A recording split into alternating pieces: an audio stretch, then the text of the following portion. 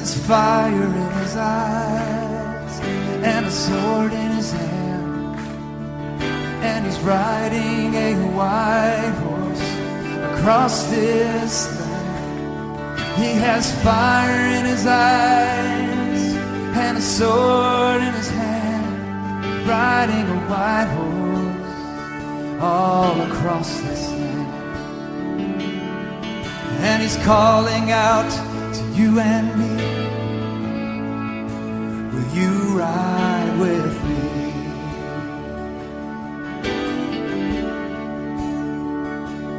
He has fire in his eyes and a sword in his hand, and he's riding a white horse across this land.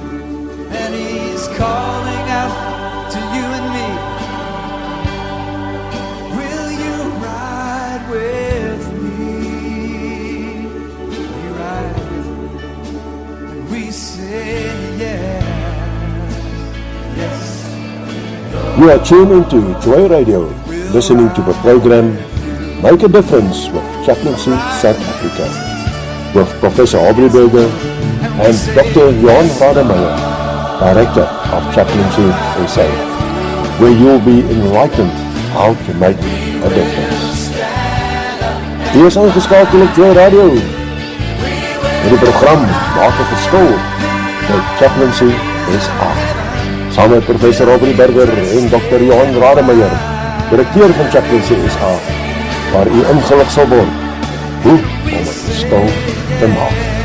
Don't let dreams just be dreams. God gives the dream. Chaplaincy SA helps you live it. Answer the call in 2026. Do you have a calling to make a difference in your community? Become part of Chaplaincy SA and bring hope, support and compassion where it is needed.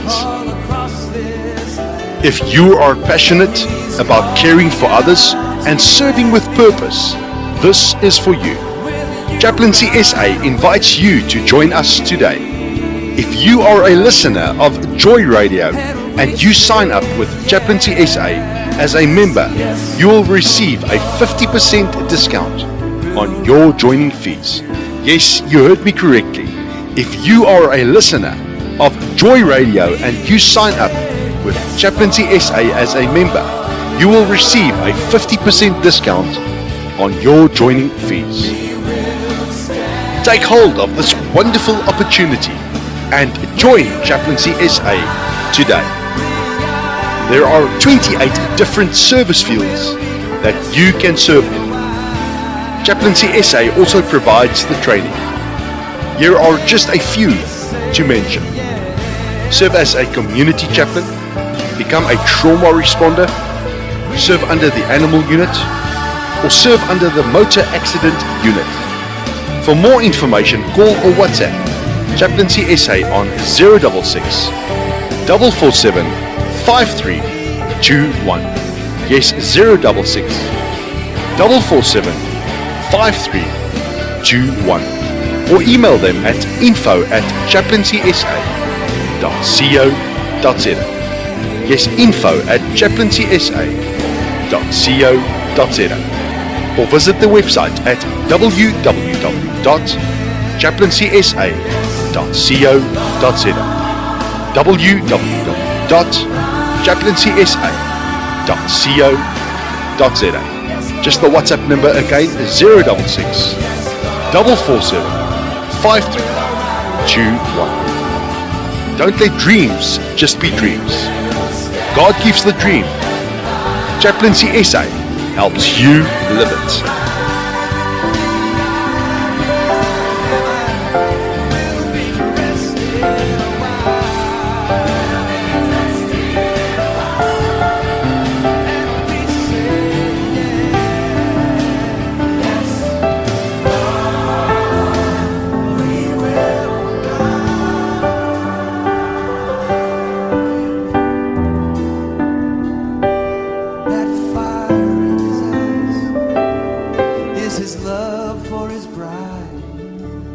And he's longing that she be with him, right by his side. That fire in his eyes is his burning desire, that his bride be with him, right by his side. And he's calling out to us right now, will you ride with me?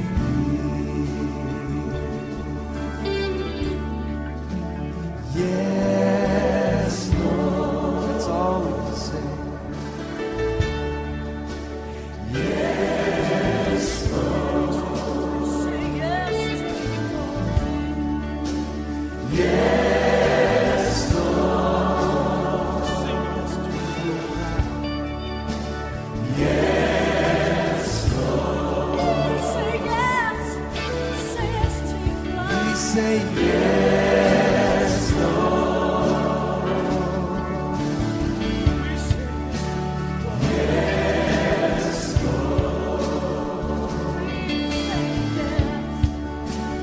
Yes, Lord.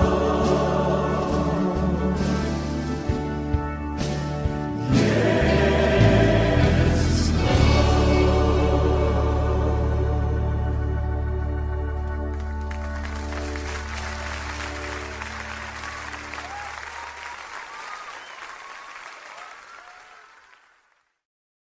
Jou Vader, in hierdie middag wil ons net stil word en bewus word van die stille teenwoordigheid.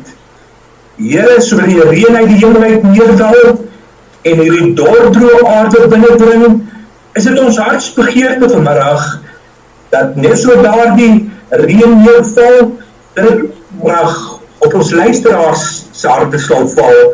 En Here, die woord verklaar vir ons duidelik ook, the kingdom of God is not about eating and drinking, but it's about joy, peace and righteousness in the Holy Spirit.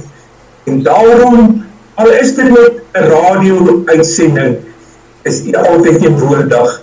En daarom wil ons vir U baie dankie sê vir die geleentheid wat ons kan hê om hierdie platform te kan gebruik, om Chaplaincy SA aan die wêreld na buite te wys, aan die wêreld na buite te stuur, ons het 'n verskil te maak. En we moeten zien dat daar studenten die woord van ons mooi, ons met volk ontmoedig, bij aangezicht zoek, eerder hulle verkeerde weer, bid, dan sal ek hulle antwoord. En Here, dis wat ons as Chaplaincy wil begin. Ons wil 'n verskil in die wêreld daar buite maak. Maar belangrik ook is, ons gaan dit alleenlik doen as ons saamwerk. Daarom kom ons in hierdie middag, Here, en ons keer na hierdie program, hierdie platform, onvoorwaardelik aan U op, en laat U goddelike doel sal bereik. Dit is in hierdie middag my gebed in Jesus mooi naam. Amen. Amen. En dit is daai tyd van die week. Ja, wat 'n tyd vra jy vir my? Ek weet nie of u al, wie van u kan nog onthou, daar was daai program gewees op TV baie jare terug. En hy het altyd begin om te sê, it is what time. Dan vra hulle vir jou, what time? Dan sê hulle, it's stool time. Nou ja, ek sê nou vir u, dis daai tyd, en daai tyd is nou, ja, Chaplaincy SA tyd. Ja, kom ons maak 'n verskil. Let's make a difference in somebody's life today again. Saam met my ouer gewoonte is die direkteur van Chaplaincy SA, Dr. Johan Rademeier, daar in Pretoria, soos ek vanoggend daar reeds op die lig gesê het. Elke donderdagmiddag skakel hy in op die Zoho platform. Is nie Zoom nie, is soortgelyk, maar hy word Zoho genoem. En dan gesels ons nou altyd lekker saam oor die dinge waaroor ons moet gesels. En hierdie week gaan ons aan met deel 3 van gesinsgebaseerde geweld, gender-based violence. Ja, kom ons hou op ons, kom ons sê, kom ek bly stil, en ons kry Johan op die lig, en laat ons kan aangaan met hierdie gedeelte. Johan, middag en welkom terug vanmiddag. Goeiemiddag prof, goeiemiddag luisteraars. Baie dankie vir die voorreg en die geleentheid wat ek in hierdie middag weer het, om hierdie platform te kan gebruik, om net lekker saam met u te kuier. Ek hoop elkeen het 'n lekker koppie koffie langsom, of 'n koeldrank te drink, Dit is baie interessant wat ons weer vandag gaan bespreek. Dis 'n saak wat ons almal raak. Dis 'n nasionale krisis en daardie onderwerp wat nie net statistiek is nie, maar 'n werklikheid in duisende huise reg oor die land. 'n Stiltuin, 'n skreeu agter toedeure, 'n trauma wat kinders aanskou, 'n vrees wat baie mense elke dag saam met hulle dra. En daarom is dit vanmiddag my groot voorreg en eer om dan saam met julle lekker te kuier. Johan, jy weet, ons hoor wat baie mense praat, hulle sê, daai persoon is 'n narcis. Jy weet, en mense is vinnig om vinger te wys so, en daai woordjie ook rond te gooi, van narcisme. Nou, kom ons kop hierdie week af met daai, ek het laasweek genoem, dat ons hierdie week daarmee gaan begin. En ek dink nie die luisteraars, daar's deel wat van hulle wat moontlik nie besef nie, die ooreenkomste, indien daar wel is, tussen 'n mishandelaar, amper sê ek alweer misdadiger, want dit is wat hulle vir my is, en of 'n narcis nie. Wat is die verskil daar tussen die twee, indien daar enigstens 'n verskil is? Ja, dit is nogal baie interessant, en ek dink een van die belangrikste eienskappe wat daar is tussen hierdie twee, is behoefte aan mag en beheer. Albei van hulle wil hy mag en beheer uitoefen. Beide van kan probeer om 'n verhouding te domineer, deur besluite te neem, die ander persoon se bewegings te beheer, of te bepaal hoe hulle moet dink en optree. Hierdie beheer word dikwels vermom as liefde. Hulle hou dit voor as liefde, gee dit voor as liefde. Ek gee om vir jou, beskerming, en ek weet, wat is die beste van jou, sal hulle dan nog verder praat, maar dit beperk die ander persoon se vryheid en afhanklikheid in geheel. Dan verder gaan hulle het 'n gebrek aan empatie. Persone met sterk narcistiese trekke sukkel dikwels om werklik die emosies en pyn van ander te herken. Mishandelaars toon dikwels dieselfde patroon deur die impak van hulle optrede te probeer minimaliseer of te ontken. Die fokus bly meestal op hulle eie behoeftes, frustrasies of beeld, eerder as om die skade wat hulle veroorsaak het. En dan 'n belangrike eienskap ook is, hulle hou daarvan om te manipuleer. Manipulasie speel 'n groot rol. Gaslighting is 'n algemene tegniek, as ons Engelse woordterme kan gebruik, waar die slagoffer laat twyfel aan hulle eie herinneringe of persepsies. En dan sal hulle uitsprake maak soos, jy ooreageer. Dit het nie so gebeur nie. Breek tyd met daardie slagoffer se selfvertroue. Hierdie patroon versterk die magposisie van die oortreder en maak dit moeiliker vir die slagoffer om hulp te kry. Dan verder, ontkenning en verskuiving van skuld. 'n Narcis en hierdie mishandelaar sal nooit erken hulle was verkeerd nie. Hulle sal altyd daardie blame shift na die ander party toe. Beide mishandelaars en persone met sterk narcistiese eienskappe neem selde volle verantwoordelikheid vir hulle gedrag. Hulle blameer stres. Dikwels sal hulle sê, ek het te veel gedrink. Hulle verlede, hulle kinderjare, of selfs die slagoffer vir wat gebeur het. Ware aanspreeklikheid en konsekwente gedragsverander is dikwels afwesig sonder professionele hulp en doelbewuste verandering. Dan verder, in baie gevalle is daar 'n patroon van idealisering as gevolg van devaluering. Aan die begin sal daardie persoon sê die slagoffer op 'n voetstuk moet plaas en oorlaai met aandag en lof. en self diergeskenke. Later volg hulle op met kritiek, vernedering en emosionele afstand. Hierdie siklus skep verwarring en emosionele afhanklikheid. En dan baie belangrik ook, dit is egter noodsaaklik om te onthou dat narcisme 'n kliniese diagnose is wat slegs deur 'n gekwalifiseerde geestesgesondheidspraktisyn gemaak kan word. En belangrik luisteraars, nie elke mishandelaar het 'n narcistiese persoonlikheidsversteuring nie. En nie elke persoon met narcistiese trekke is gewelddadig nie. Die fokus moet altyd wees op die gedrag en die veiligheid van die slagoffer, eerder as om net op die etiket te fokus. Johan, kan ek gou net so 'n bietjie terug rewind? En jy weet, gepraat van empatie. Nou, almal ken die woordjie simpatie. En mense is so maklik om simpatie en empatie met mekaar te verwar. Want daar is baie mense wat ek al teëgekom het wat nie verskil weet tussen die twee nie. En daar is absoluut 'n duidelike verskil tussen simpatie en empatie. Jou ondervinding,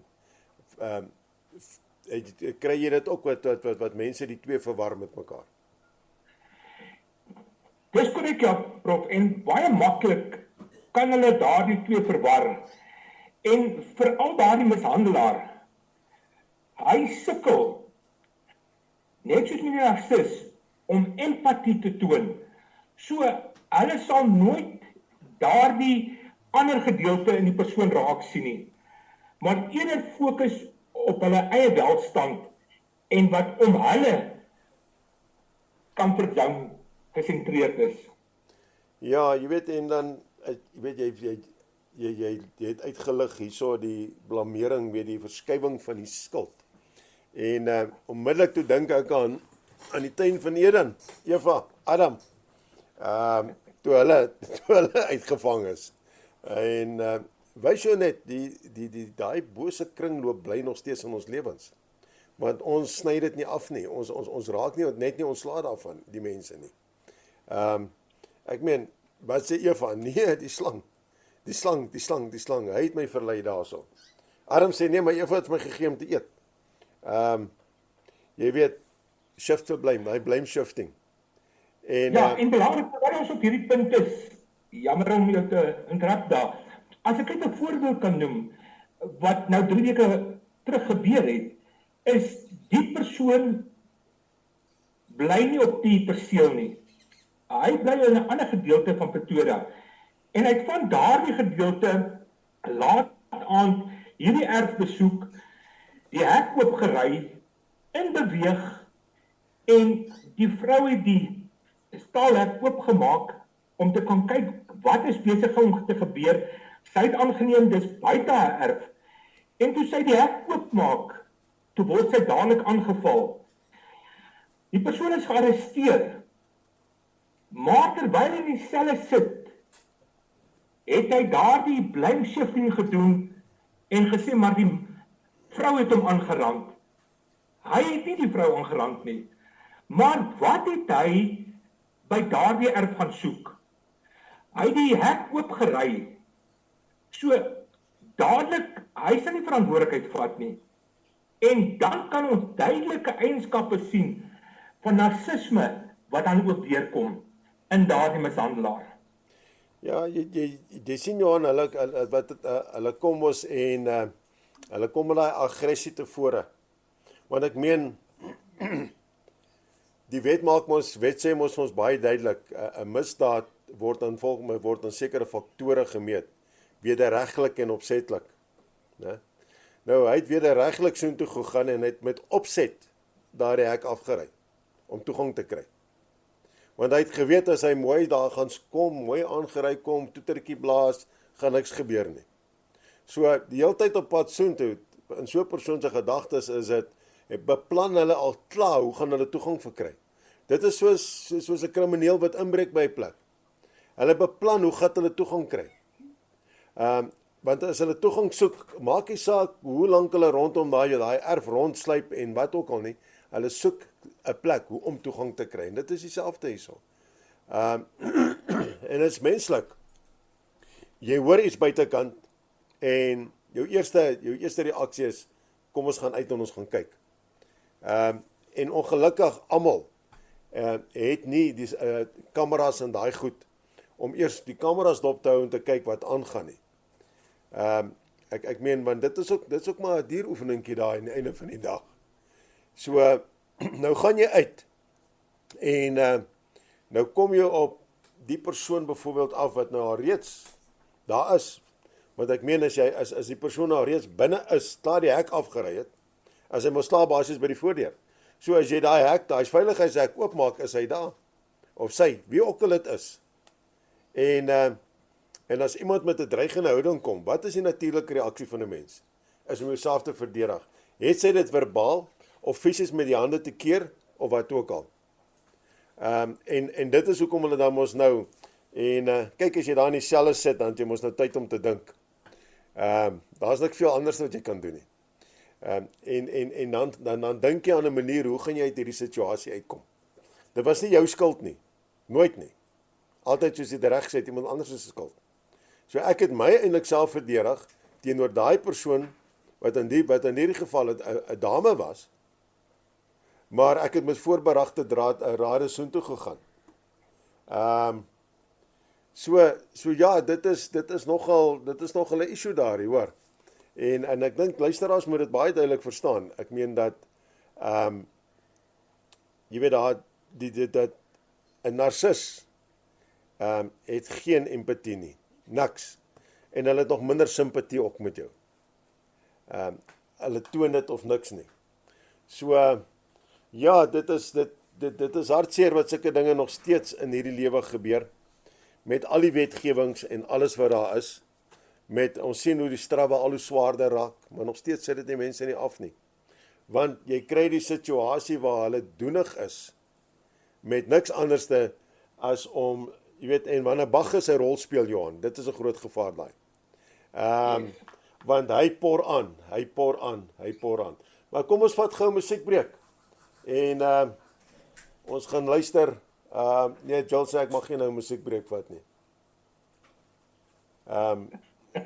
Ja, ek luister maar eerder na die tegnikus voor ek iets doen wat ek nie moes doen nie. Okay, sy sê nou is hy reg wat ons een kan doen. So kom ons luister na Dani Botha se Glo Jy. En dan kom ons terug en ons gaan dan juist praat oor wat ons nou net oor afgesluit het voor dit, is die alkoholmisbruik, dwelmmisbruik, daai tipe goed. Daai, hoe sal ons sê, daai courage wat die mense kry, né?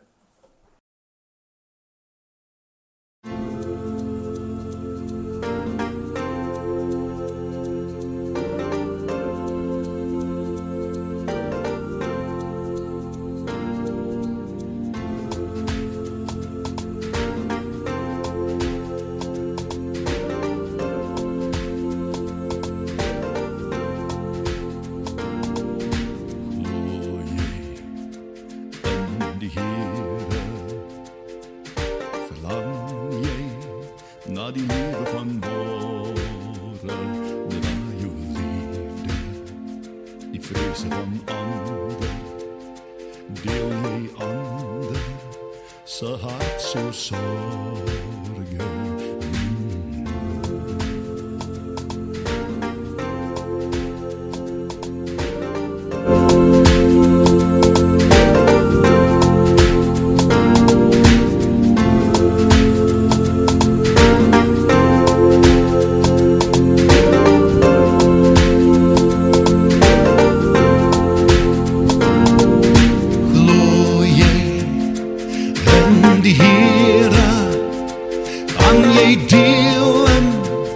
Die vreugde van môre, kan jou vriende op jou staat maak, kan hulle pyl trek op die leier van môre.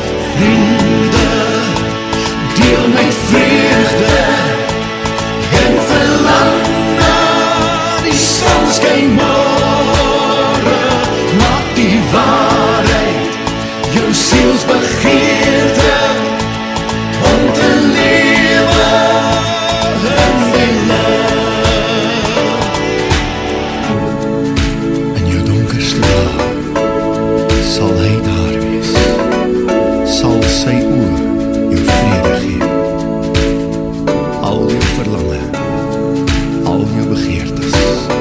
Hy sal verstaan. Hy sal verstaan.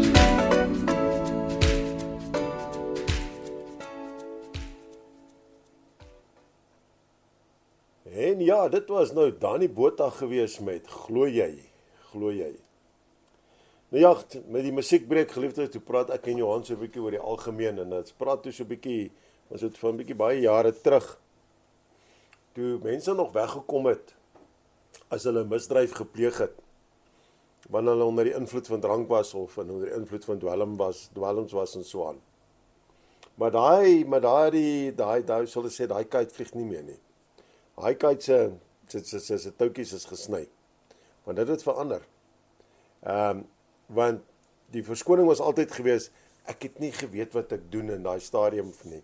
So, toe verander die wet, toe sê hulle maar, kyk, jy weet mos, as jy 'n probleem het daarmee, en jy gaan doen dit, gaan jy moeilikheid maak. So, hoekom doen jy dit? Hoekom gaan drink jy? Hoekom vat jy dwelms en daai tipe goed? En ons vind dat met geslagsgebaseerde geweld speel alkohol en dwelmmisbruik 'n absolute groot rol, Johan.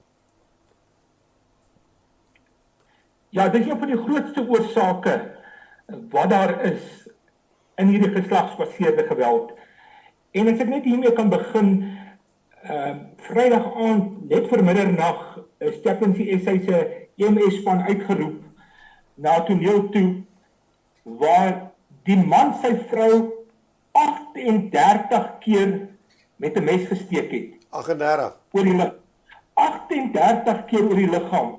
Nie 1 of 2 keer, 3 keer nie, 38 keer. Nou moet jy besef, wat se aggressie, wat 'n demoniese mag wat gemanifesteer in hom, om aanhoudelik daardie vrou met die mes te penetreer. Hulle het op die toneel afgestaan, dit was naby een van die swart gebiede gewees, of naby die plakkerskampe gewees. Hulle het SAPS ondersteuning gehad, as ook sekuriteit. Maar nadat daardie man sy vrou gesteek het met die mes, het hy weggehardloop. En langs die vrou het die Black Label kort gelê, wat omgeval het. So duidelik was daardie man en dalk die vrou ook albei onder die invloed gewees. Gelukkig kon hulle die vrou stabiliseer en hulle moes gebruik gemaak het van 'n staatsambulans. Maar was dit nie vir daai EMS-span van ons nie, kon daai vrou op die toneel dadelik doodgebloei het. So, om terug te kom na die vraag toe, ja, dwelmmisbruik en alkohol speel verseker 'n baie groot invloed, en het 'n groot invloed. En as ek net 'n paar punte kan uitlig. Onthou, alkohol en dwelms beïnvloed 'n persoon se oordeel, selfbeheersing en impulsbeheer. Wanneer iemand onder die invloed is, kan die emosies vinniger eskaleer en aggressie sterker na vore kom. Konflik wat normaalweg deur 'n gesprek opgelos kon word, kan maklik onaard in 'n skreeu, dreigemente en baie kere dan ook fisiese geweld. Dit is belangrik om te verstaan dat alkohol en dwelm nie die oorsaak van die geslagsgebaseerde geweld is nie. Die kern van daardie GBV bly mag en beheer. Substansmisbruik kan egter bestaande neigings tot beheer of aggressie versterk. Iemand wat reeds manipulerend of gewelddadig optree, kan onder die invloed meer impulsief en gevaarlik word.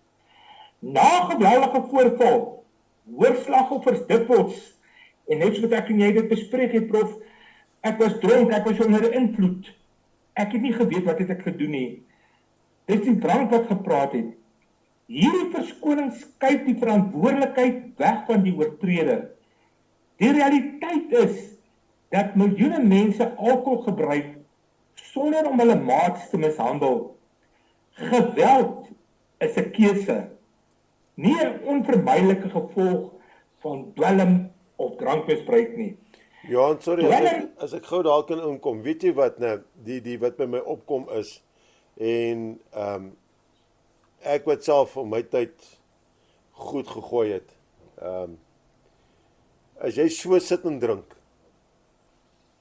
dan kom jy maak daai waarheidsdeure so vir die vyand oop met sy demone. En dit is nie net meer Bacchus wat aan die werk is met jou nie. Daai demoon van jaloesie kom saam. Daai demoon van onsekerheid kom saam. En terwyl jy en daar jaloesie, al daai tipe dinge. En terwyl jy daar so sit en gooi, begin daai goed in jou gedagtes gaan. Begin dit jou te tuister en te sê, hoorie som, daai dag, daai tyd, het sy nie bietjie laat by die huis gekom nie, of het dit nie gebeur nie. Jy weet, wat dink jy nou eintlik was die waarheid gewees in dit? So daai hele, soos hulle sê, die doubt word in jou gesaai. Daai jaloesie word aangewakker. Al daai tipe dinge en goed.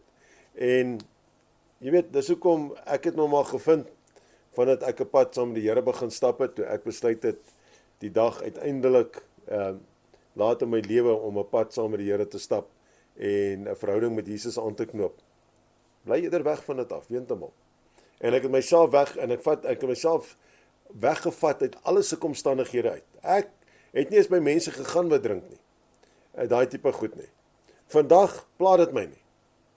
Maar ek gaan ook nie toelaat dat die vyand weer 'n rede kry om uit te verlei nie. Want onthou, hy probeer dit doen. Ek meen, ek het nou, kom ek gee vir jou voorbeeld, ek het nou vir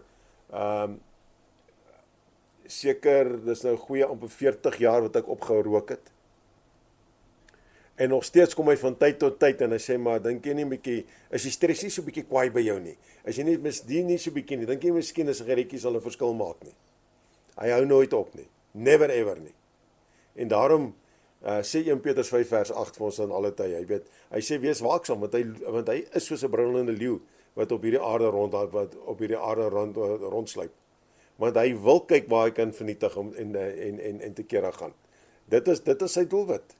En daarom, jy weet, ek wil dit sommer net hier sommer klaar sê ook, jy weet, as jy 'n probleem het met dwelms, as jy 'n probleem het met drank, en ek weet baie mense sê, ja, maar ek kan dit beheer, ek het dit onder beheer. Glo vir my, die moment as jy sê jy het dit onder beheer, het jy dit lankal nie meer onder beheer nie. Dan het jy al lankal daai beheer verloor. Dit is 'n leuen wat die vyand vir jou sê, jy laat glo, om te sê jy het dit onder beheer, want jy het dit nie onder beheer nie. Bly eerder af van weg. Weet jy wat, dit is lekkerder. Jy kuier net so lekker om 'n braaivleisvuur met koffie, koeldrank, water, as met daai zammelek en daai tipe goed, wat aan die einde van die dag vir jou groot moeilikheid kan veroorsaak. En ek meen, hierdie goed bring 'n massiewe finansiële druk in enige huwelik, enige huishouding. Dit is maar net in die spanning wat daarbey gepaard gaan, is dit regte waar jy moet werk aan die einde van die dag. Ja, kyk, en soos, daar was 'n gesegde gewees wat ons ou mense baie jare gebruik het, waar hulle gesê het, sodra armoede by die voordeur inloop, loop liefde by die agterdeur uit. Ek kan sê wie hy hardloop uit. Okay. Ja, nou, as ons net kan dink, wat maak dwelms? Wat maak drank? Hoeveel druk sit dit op die finansies? As ons net, ek het nie 'n probleem met rook nie, en ek rook self ook nie, en net so met die drank ook, hoeveel geld word daagliks spandeer aan daardie pakkie sigarette, of daardie verversing wat die man wil drink na werk, of oor 'n naweek. Daardie geld wat eerder gespandeer word in die huishouding, word dan spandeer op die dwelms en die drank, en dit verhoog dan die spanning in die huis. Geld wat aan substansies bestee word, veroorsaak dadelik konflik en spanning. Hierdie druk kan tot verdere manipulasie, dreigemente of geweld lei, veral wanneer verslawing die prioriteit word. En dit gebeur so vinnig. En dan as ek net as slotgedagte kan gebruik, alkohol en dwelms kan verseker geweld vererger, maar dit regverdig dit nooit nie. Die verantwoordelikheid bly altyd by die oortreder. Om substansmisbruik aan te spreek kan deel wees van herstel, maar ware verandering vereis aanspreeklikheid en gedragsverandering en dan die belangrik van alles, professionele hulp. So, om dit op te som, speel drank en dwelms verseker 'n groot invloed in die huishouding finansiëel. Johan, ja, jy weet en hoeveel van die mense het nie al hulle kinders verloor deur dit nie. En ek meen dan agterna, dan kom hulle na huil hulle krokodiltrane. Ek soek my kinders terug, maar hulle wil nog steeds nie hulle maniere verander nie. Hulle wil nog steeds nie ophou daarmee nie. En ek meen, daar is soveel nadele hierin teenoor voordele. Want as jy nou maar eenmal daai etiket om jou nek gehang het, dat jy 'n gesinsgeweld mishandelaar is, bly dat ding by jou vir altyd. Want dit is wat mense raak sien aanhoudend as hulle na jou kyk. Maar weet jy, ons het wette in hierdie land en ons het baie wette wat vir slagoffers, of dit nou manlik of vroulik is, wat beskikbaar is. En jy weet, daar's verskillende maniere wat jy kan optree, verskillende dinge wat jy kan doen. En ek glo meeste van ons luisteraars weet wat dit is en besef dit, maar hulle pas dit nog steeds nie toe nie. So miskien kan ons net vandag miskien 'n bietjie meer duidelikheid daaroor gee. Hoekom is dit belangrik dat hulle moet en die wat dit nie bewus is daarvan nie, laat hulle ook nou bewus kan word van hierdie stappe wat hulle kan volg, en hoekom dit gevolg moet word aan die einde van die dag. Ja, belangrik is, 'n baie belangrike punt vandag is, om vir ons luisteraars dit bewus te kan maak, van die stappe wat hulle kan volg. Jy hoef nie in daardie verhouding te bly nie, omdat jy bang is nie. Daar is regte in hierdie land wat jou beskerm, maar ek moet dit ook net bynoem. Baie kere word daar misbruik gemaak van hierdie beskermingsbevele wat daar is, en beskermingsbevel wat daar is, wat daar is om te gebruik vir elke persoon. En net soos jy het reg opgenoem, dink ek, as ons net 'n paar punte kan uitlig, as ons in die eerste enetjie kan kyk, as jy in 'n situasie sit, waar jy mishandel word, waar jy voel, daar's nie uitkoms nie, kan jy die hof nader, en jy kan aansoek doen vir 'n beskermingsbevel ingevolge die wet op gesinsgeweld. Die belangrikste en mees toeganklike vorm van regsbeskerming is 'n bevel ingevolge die wet op gesinsgeweld, Domestic Violence Act 116 van 1998. 'n Slagoffer kan self by die naaste landdroshof aansoek doen sonder 'n prokureur. So dit gaan jou nie geld kos nie. Al wat dit jou gaan kos, jy gaan die dag daar spandeer. Die hof kan 'n tydelike beskermingsbevel uitreik, indien daar prima facie bewyse van mishandeling of 'n bedreiging is. Hierdie bevel kan bepaal dat die oortreder nie die slagoffer mag nader, kontak, dreig, intimideer of by die woning of werksplek mag verskyn nie. Die hof kan ook 'n bevel gee dat vuurwapens ingehandig moet word. Indien die oortreder die bevel oortree, kan hy of sy onmiddellik gearresteer word. Na verhoor kan hierdie bevel permanent gemaak word. Nou as ons net kan stilstaan vir 'n oomblik by hierdie punt. Ongelukkig moet ons erken vandag, daar is van ons dames wat misbruik maak van hierdie beskermingsbevel. Sodra daar spanning tussen man en vrou kom, en sy sien nie 'n uitweg nie, dan nader hulle die hof en bring dan hierdie beskermingsbevel in plek. Onthou, dit is 'n tydelike interim bevel wat daar uitgereik word. So, dit word van een kant af die saak gestel. Albei is nie daarom hulle saak te stel nie. So as ek gaan aansoek doen vir daai beskermingsbevel, kan ek neerskryf daar net wat ek wil, sonder die nodige bewyse. Maar die probleem kom in as jy voor die landdros verskyn na 'n maand of 2, moet jy al daardie stellings wat jy gemaak het, al daardie beweringe wat jy gemaak het, moet jy kan staal.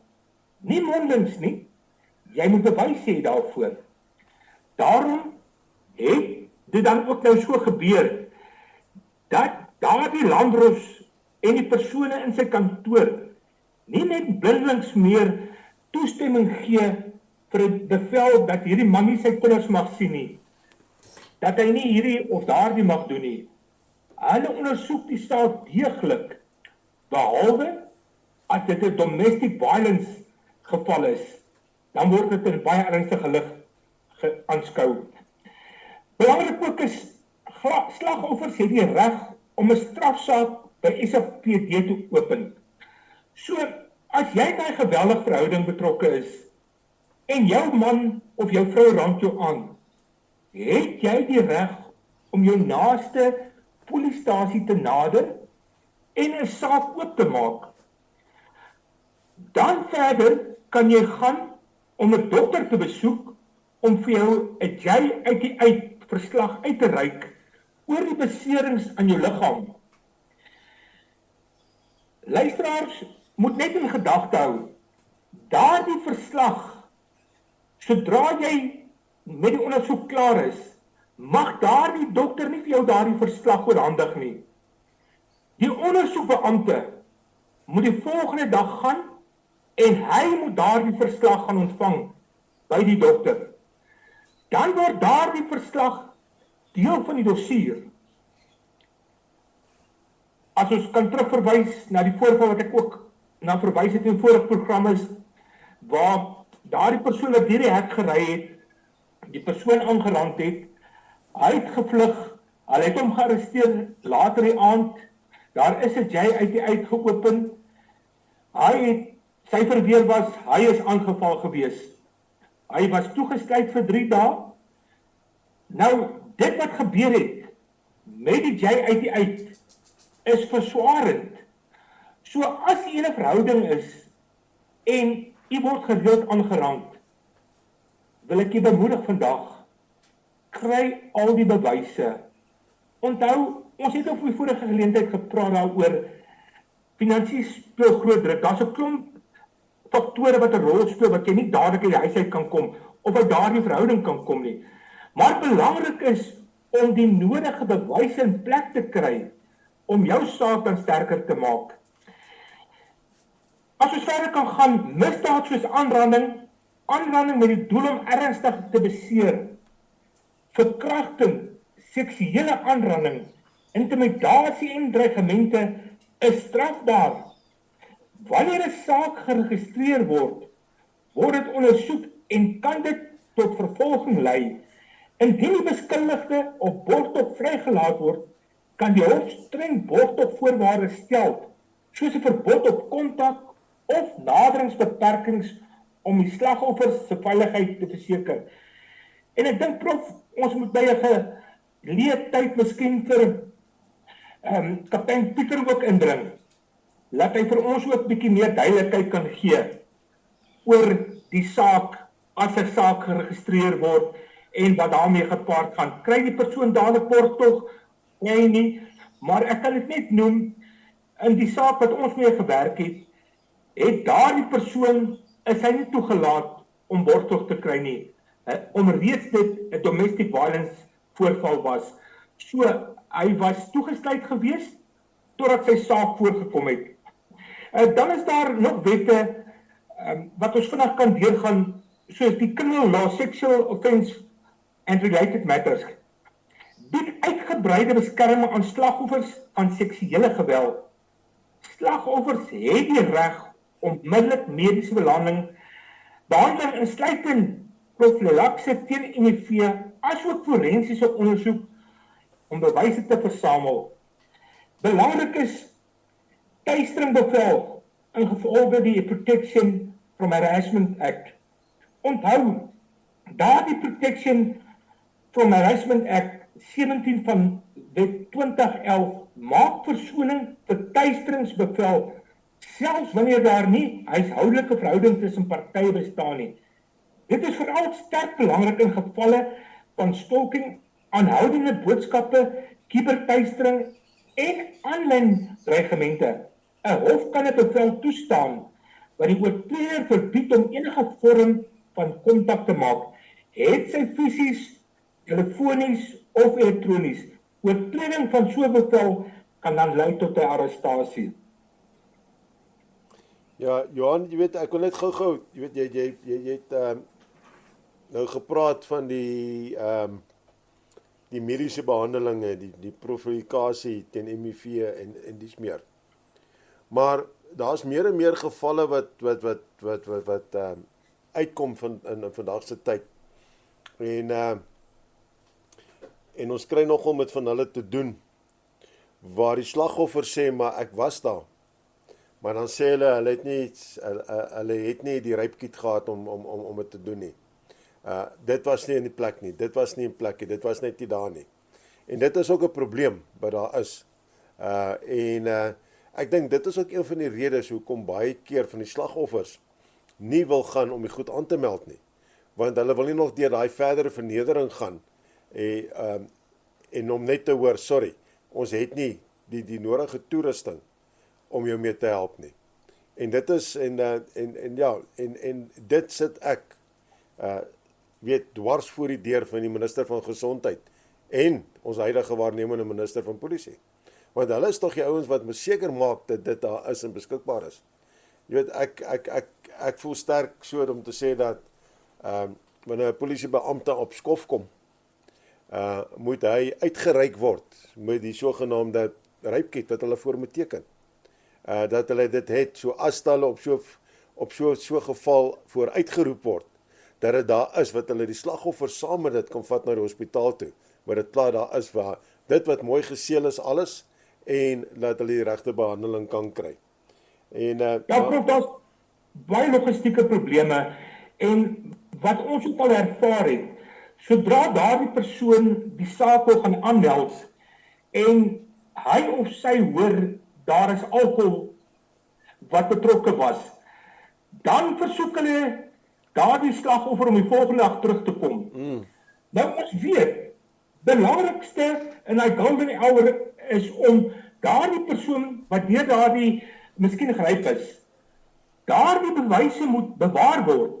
Sy mag nie eens 'n badkamer besoek nie, sy mag nie gaan stort nie, sy mag nie haar klere uittrek nie, sy mag nie eens rook nie.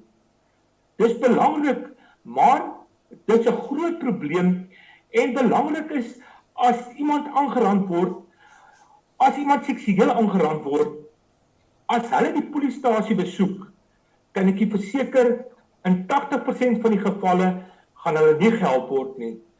Hulle gaan miskien self by die DG moet uitkom, self ander dinge in plek moet kry om die saak aan te meld. So dis 'n saak waar ons almal aan kan werk en ek dink ons moet daadwerklike stappe in plek kry om te kan kyk hoe ons daai slagoffers kan help. Maar ek voel net die polisie het 'n wetlike plig om slagoffers van huishoudelike geweld en nie net huishoudelike geweld nie, seksuele geweld ook. Hulle moet 'n saak registreer indien dit versoek word. Die slagoffer inlig oor hulle regte en hulle help met aansoek om 'n beskermingsbevel.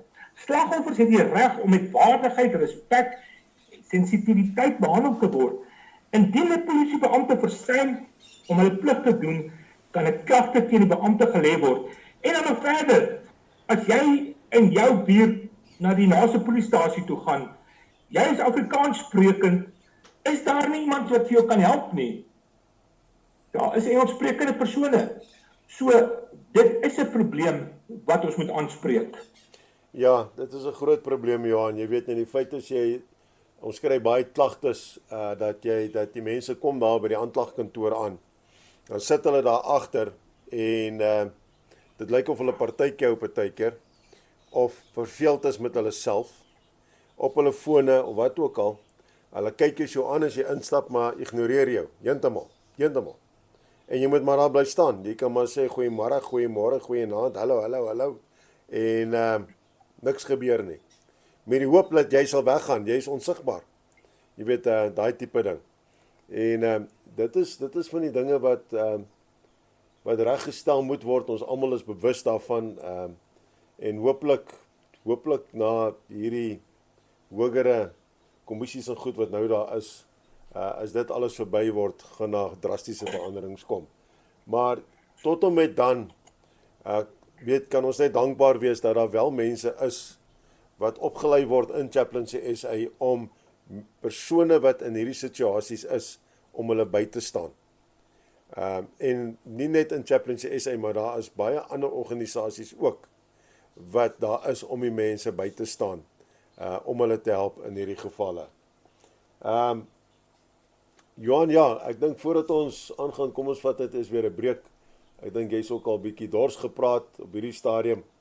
En kom ons gaan luister na hierdie ene genadelik onbeskryflik groot, wat deur Cornel Driesen vir ons gesing word.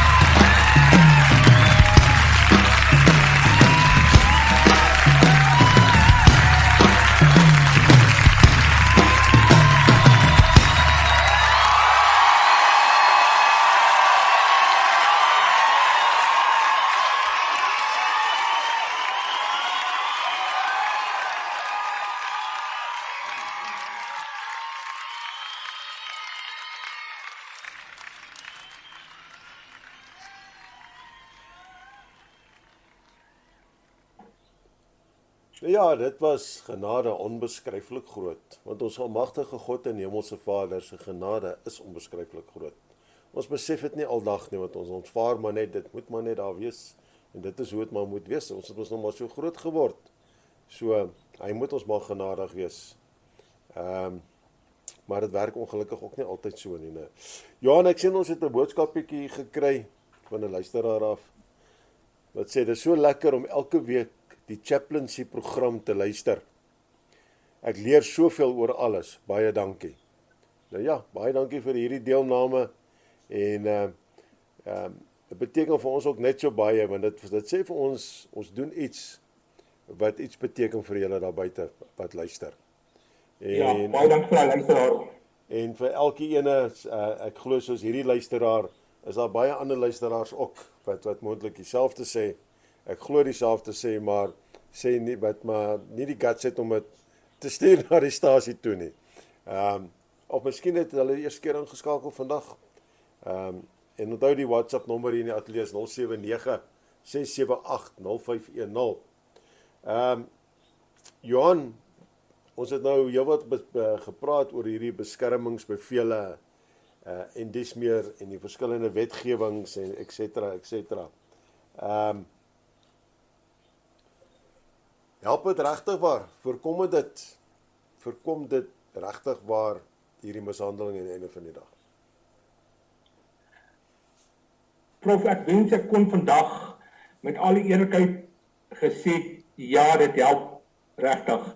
Maar ongelukkig is daar van hierdie mishandelaars wat tog misbruik maak en nie agslaan op hierdie bevele nie. Nou, miskien is daar 'n luisteraar vandag wat dalk inluister en wat onkundig is met betrekking tot hierdie beskermingsbevele en wat daarmee gepaard gaan. En ek wil net kortliks vir u dan noem, wat is hierdie beskermingsbevel?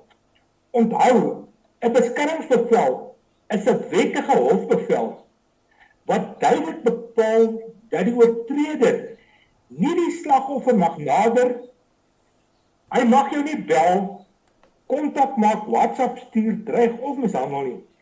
Dit skep 'n formele afdwingbare grens. Die groot voordeel is dat indien die bevel oortree word, die polisie onmiddellik kan optree en 'n arrestasie kan maak.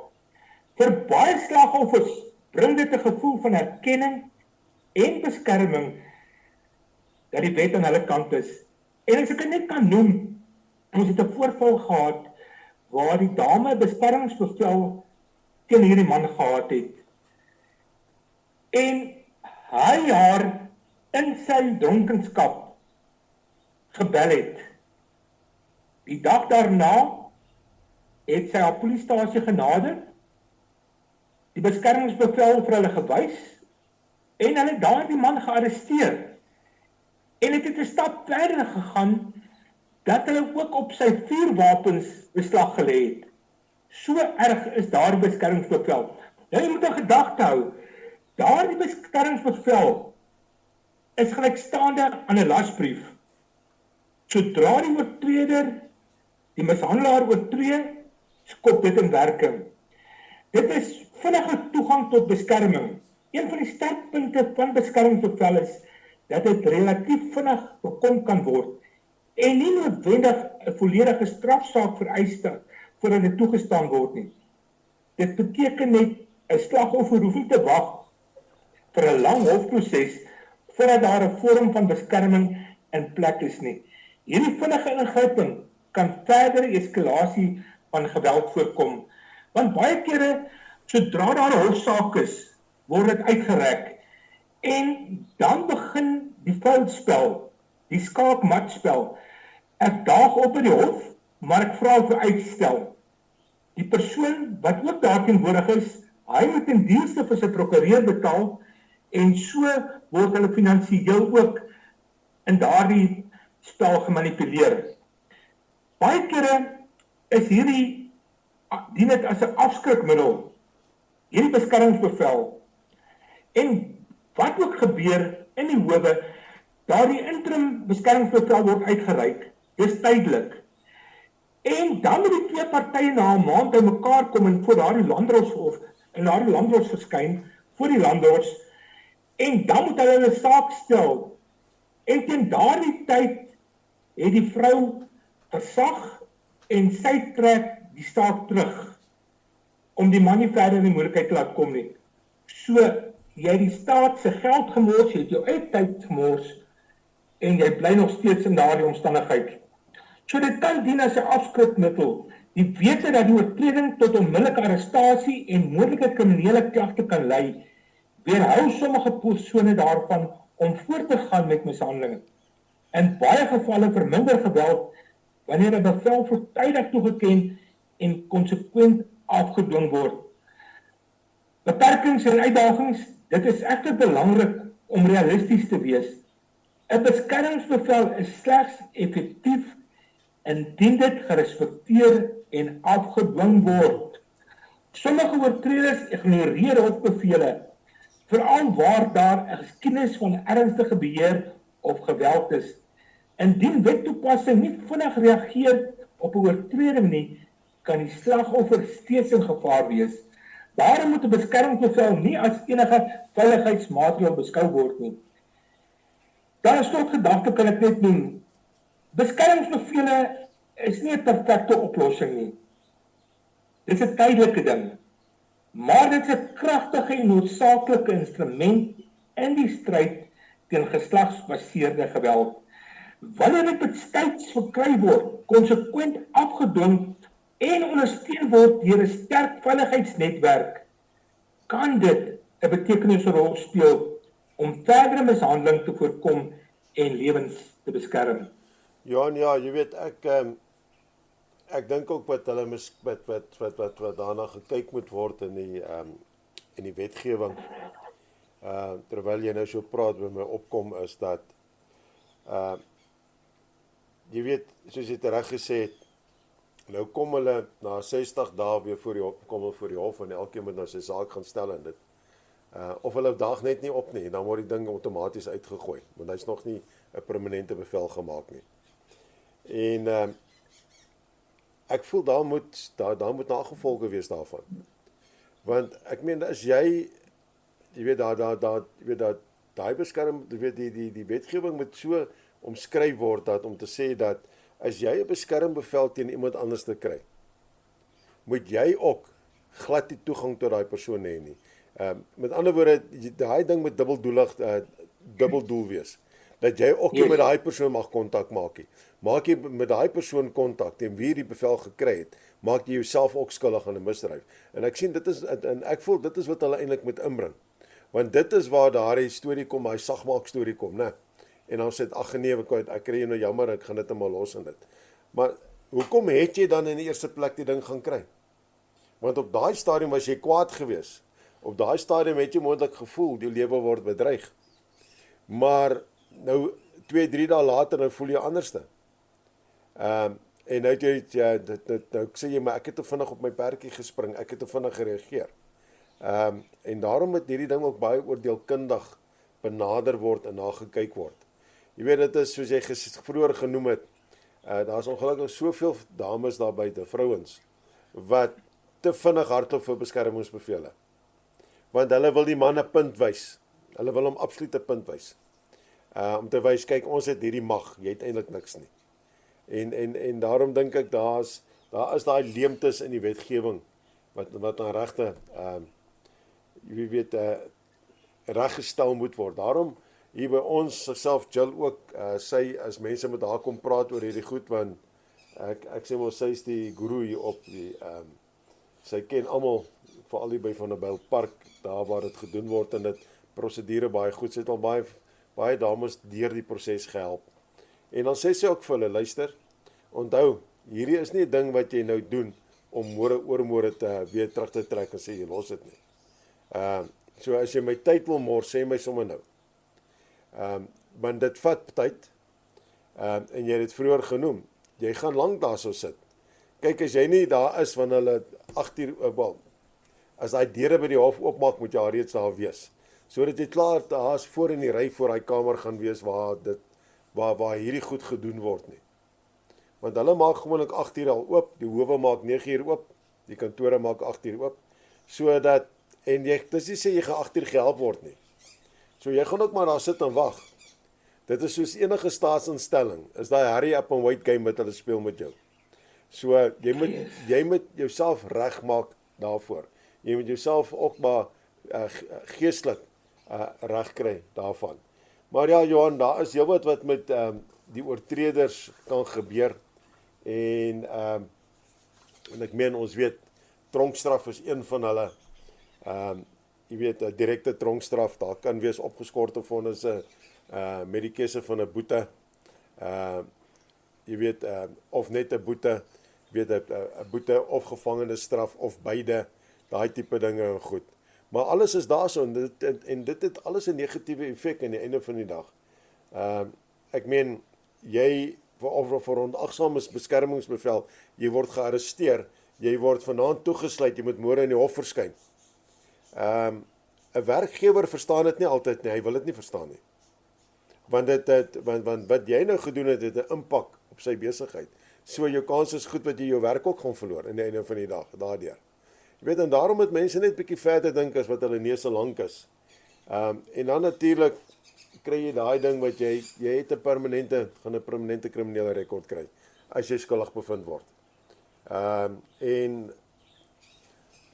As jy maar met die mense gaan praat wat dit het en wat hulle lewens verander het net, gaan hulle vir jou sê, baie duidelik, as ek het maar vroeër besef het, sou ek dit nooit gedoen het nie. Want dit het my lewe soveel moeiliker gemaak in die einde van die dag.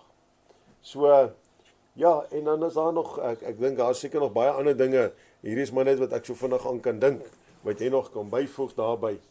En, maar, ja, Johan, jy weet, ons praat nie eens van die finansiële implikasies nie, soveel eise wat kan volg. Jy weet, daar is so baie ding.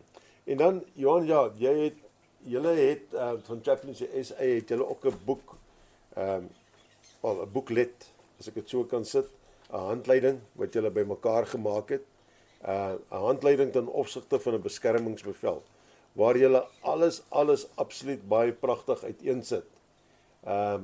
Waar julle behoorlike inleiding gee, die wetlike raamwerk, die tipiese verskillende beskermingsbevele stap vir stap van die aansoekproses, voorwaardes van die beskermingsbevel, die lasbrief, die moets en moenies, die algemene foute en misverstande, samevatting van belangrike kontakpunte, en jy het dit vroeër vir my genoem dat hierdie handleiding stuur julle gratis uit as mense dit so wil, as hulle dit versoek, as ek dit reg verstaan het. Dis reg, ja. As jy nog onkundig is en jy is miskien tans in so 'n situasie waar jy 'n beskermingsbevel gekry het, hierdie handleiding bespreek breedvoerig elke punt. Selfs wie mag 'n beskermingsbevel kry, wie mag nie, al die moets en die moenies, alles wat daarmee gepaard gaan, die voorwaardes van 'n beskermingsbevel. Nou hierdie handleiding verduidelik vir jou stap vir stap wat jy presies moet doen en dan waarvoor jy moet uitkyk ook. So dit is baie belangrik. Sou jy vandag miskien voel, ek is nie 100% seker nie, net vir nuuskierigheid sal ek graag so 'n handleiding wil ontvang, kan jy enige tyd net vir ons 'n WhatsApp stuur of vir ons 'n e-pos stuur na info@chaplaincy.sa.co.za of die studio skakel of na hulle Prof. Obie sal vir ons die mail gee daarso, waar ons dan vir julle gratis hierdie handleiding beskikbaar sal stel. Ja, ek is doodseker ek gaan nou 'n boodskap kry van daai luisteraar wat ingestuur het om te sê, maar ek soek en stuur vir my en asseblief. Johan, sê vir my, geestelike organisasies, dies meer en swaan, wat kan hulle doen teen hierdie stryd? Ek meen, ek kom agter, hulle raak al hoe stiller deesdae. Weet nie hoekom nie. Is dit maar miskien omdat daar so baie beweringe is ook, dat daar so baie mense op die geestelike leiersveld en dit ook maar betrokke is hierby, en skuldig is hieraan? Ja, kykie, dit is 'n baie gekompliseerde saak. En uit ondervinding en ervaring wat ek nou al het, is dit moeilik. Van die kerke wil nie betrokke raak nie. van die predikante, pastore wil nie betrokke raak by so 'n saak nie, want hy is nou, of sy is die herder van die gemeente, so heel eerste moet jy op emosionele vlak naasgeestelik by hierdie twee persone betrokke raak. En dan het dit al in die verlede gebeur, dat hierdie persoon die skouer raak vir daardie slagoffer. En dan hardloop hy of sy met alles na daardie persoon toe, met al hulle probleme wat daar is. So, dit is 'n grys area op die oomblik.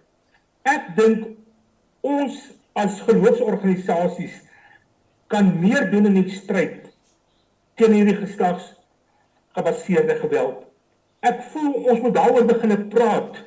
Ons moet nie bang wees om van die kansel af daaroor te praat, om te dink, maar nou gaan ek nie my 10de kry nie. Dis belangrik om dit te spreek, om dit aan te spreek. Dis sonde, en ons moet daarmee begin deel. Gemeentes kan veilige en vertroulike ruimtes skep, waar slagoffers hulle stories kan deel, sonder om geoordeel te word. En dan het ons al in die verlede gesien, waar 'n persoon sy pastoor nader, of sy predikant nader, en dan word daar Sondag in die kerk vir hierdie persoon kliphard gebid oor sy omstandigheid. So daardie vertroulikheid het ook begin skibreek lei. Die mens het nie meer die vertroue om na sy herder toe te gaan nie. En ek dink ons kan dit herstel. Ons kan weer dit in plek kry om daar te wees. En dan kan ons as geloofsorganisasies ook daardie persoon verwys. As jy of sy hom nie kan help nie, verwys daardie persoon. Daar is baie punte wat ons kan gebruik om 'n verskil te kan maak. Kerk en geloofsorganisasie het 'n unieke posisie van invloed en vertroue. Hulle kan lig bring waar daar donkerte is, hoop bring waar daar wanhoop is, en praktiese ondersteuning bied waar daar nood is, deur duidelike standpunt in te neem teen geweld en aktief ondersteuning te bied, kan hulle 'n kragtige rol speel in die beskerming van slagoffers en die genesing van ons gemeenskappe. Johan, ja, jy weet, kyk, ek loer ons tyd ook hier met een oog. Maar ek dink wat belangrik is, wat ons miskien vir ons luisteraars ook net moet oordra, want, soos jy reg gesê het, alle geloofsorganisasies wil net nie meer betrokke raak nie, want dit het net een te veel vir hulle geword. Maar Chaplaincy SA speel so 'n kardinale rol hierin, veral met hierdie eenheid van hulle oor gesinsgebaseerde geweld. En kan jy miskien vir ons so 'n bietjie net vertel daai rol wat hulle speel en wat se boodskap van jou kant af as die direkteur van Chaplaincy SA het jy dan vandag vir 'n persoon wat sê, maar ek is werklik waar vasgevang hieraan. Wat hulle moet doen. Die een wat nou daar luister en sê, I don't know anymore. Ja, 'n groot voordeel van hierdie eenheid is die maatskaplike werksters wat betrokke is. Nou dadelik as jy hoor van 'n maatskaplike werkster, dink jy dadelik maar sy gaan my kinders wegneem as daar geweld is. Hulle is daar om te ondersteun op alle aspekte wat daar teenwoordig is hulle daar. So Chaplaincy SA is 'n organisasie wat fokus nie net op die geestelike nie, maar ook op die pastorale en gemeenskapsorg deur middel van die kapelaandiens, berading en ondersteuning aan individue en families reg oor Suid-Afrika. Die rol wat hulle speel is in stryd teen geslagsgebaseerde geweld. Hulle bied veilige, empatiese ruimte vir slagoffers van GBV om hulle ervarings te deel, geestelik en emosioneel te ondersteun en om innerlike genesing te begin. Hulle kan luister sonder oordeel en help om trauma te verwerk, wat 'n belangrike deel is van die herstelproses na mishandeling. Ons fokus nie net op die geestelike sorg nie, maar bied ook beradingsdienste aan wat gesins- en trauma-ondersteuning insluit. Verder word verwysing na hulpbronne en ondersteuning gebied, gemeenskap, opvoeding en bewustheid. As deel van die bediening kan kapelane hulle gemeenskappe opvoed. En ek dink dit is belangrik dat mense bewus moet gemaak word, daar moet meer veldtogte, nie net 16 dae per jaar nie, maar reg deur die jaar moet daar veldtogte wees wat ons kan loods om mense bewus te maak. En dan ook speel hulle 'n omvattende rol in die stryd teen geslagsgebaseerde geweld. Belangrik is, hierdie werk help nie net om die pyn te verlig nie, maar om kultuur van veiligheid, waardigheid en herwinning van die lewe en hoop te bou. Ja, dit is so waar, Johan. Jy weet, daai 16 dae van aktivisme wat elke jaar uitgeroep word. Ek sê elke jaar dieselfde ding. Daai storie het ek ook na Holrig gery. Moenie net 16 dae wees nie, moet 365 dae wees van die jaar wat ons dit moet doen en die bewusmaking moet doen. Dis 'n daaglikse ding. Soos dit 'n daaglikse ding in ons lewe is en moet wees om die woord van God te lees en te bestudeer, so moet dit 'n daaglikse ding in ons lewe wees om dit te beveg en te bekamp ook. Johan, as ons kan begin afsluit en wat se boodskap het jy of wil jy graag deel aan die luisteraars? Daar buite, is daar miskien iemand is wat nou luister en sê, maar ek is werklik vasgevang hierin. Ja, as ek ten slotte 'n boodskap kan gee, wil ek jou bemoedig vandag. As jy miskien vasgevang voel in hierdie verhouding, jy weet nie meer wat ek kan doen nie, emosioneel het jy 'n laagtepunt in jou lewe bereik, jy self is nie op 'n goeie plek in jou lewe nie, wil ek vandag vir jou sê, jy is nie alleen nie. Daardie pyn, die vrees, die onsekerheid waar daar is, weet ek, ons is daar vir jou. Miskien voel dit asof iemand nie verstaan wat agter slote gebeur nie. Miskien glimlag jy buite toe, maar jy dra swaar en las binne toe. Ons sien jou pyn is werklik en dit maak saak. En belangrik is om te onthou vandag, dis nie jou skuld nie. Wat gebeur het, is nie jou skuld nie. Jy het nie iemand anders se geweld veroorsaak nie. Geen mens het die reg om jou te slaan, te verneer, te dreig of te beheer nie. Liefde behoort nooit gepaard te gaan met vrees nie. Respek en veiligheid is nie voorregte nie, dis 'n reg. Jou lewe het waarde. Daar is hoop en daar is hulp vir jou. Belangrik in hierdie middag is, neem die eerste tree. As jy vandag luister en voel jy is vasgevang, onthou, jy verdien 'n lewe sonder vrees. Jy verdien vrede, jy verdien respek en daar is hoop. Selfs wanneer dit nou donker voel, reik uit, praat, jy is nie alleen nie, beskerm jou kinders. En dit is so waar. En ja, hoe kan ons uitreik? Ons kan uitreik na Chaplaincy SA om te sê, kyk, ons het hulp nodig. Johan se nommer is 082 3088 146. Ek gaan vir u weer die ateljee nommer ook gee, 079 678 0510. My persoonlike nommer is 076 479 7517. En dan gaan ek sommer Dr. Jules so nommer ook met julle deel, 074 689 6263. En ja, kontak ons gerus. Of julle kan die e-mail stuur, 'n e-pos na info@chaplaincysa.co.za, of julle kan my e-pos stuur by jesuscenteredrevival@gmail.com of vir Jill by jill.jesuscenteredrevival@gmail.com. Of anders te geliefdes, gaan net Facebook toe. Gaan sit net daar so in die searchbar op. Sit net daar so in Chaplaincy SA en jy gaan op hulle Facebook kom. Gaan sit net daar in JCRM, jy gaan op die Facebook kom. Gaan sit net daar in Aubrey Burger, jy gaan op die Facebook kom. Daar is maniere om met ons as jy regtig waar in kontak wil kom, is daar maniere om met ons in kontak te kom.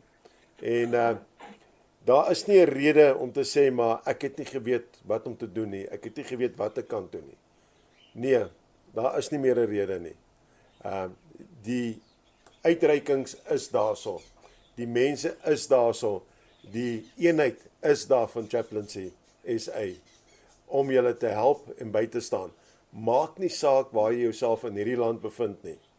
Ons sal plan maak om vir jou die nodige hulp te kry en bystand in die einde van die dag.